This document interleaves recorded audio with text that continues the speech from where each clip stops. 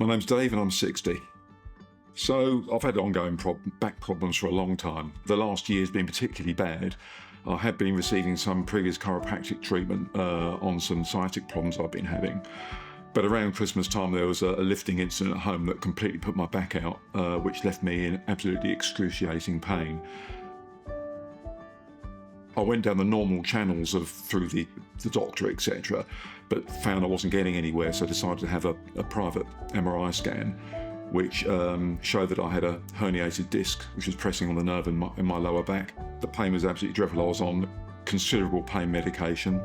The specialist at the MRI, from the MRI people, told me that I was probably facing some invasive surgery to get the problem sorted out. But my manager at work, who's a client here at Beach House Chiropractic, suggested that I looked at the IDD stuff on the website, and that's when I came to the idea that actually it was a good alternative and the first thing to try rather than actually having surgery. The process has been absolutely excellent. I felt like I've been really well cared for. The initial sessions are quite well packed into initially sort of 3-4 times a week for the first 2 or 3 weeks.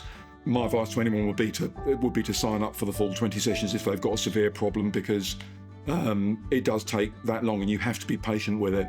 I found that after the first 10, it was quite slow progress, but then it started, the signs of improvement started. Overall, the level of care has been fantastic. David and Demetrius always make sure that you're comfortable before the treatment starts. And it's actually strangely relaxing once it starts. At the height of my problems, I was struggling with sleep. I was actually dreading going to bed at night because I knew that lying in one position, I'll be getting out of bed in agony the next morning. I was unable to do mundane things like walk my dogs. I was unable to even go and do the food shopping.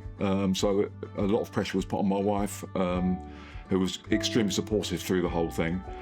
Now I've even gone back to gradually gone back to my sporting activities like playing golf, etc.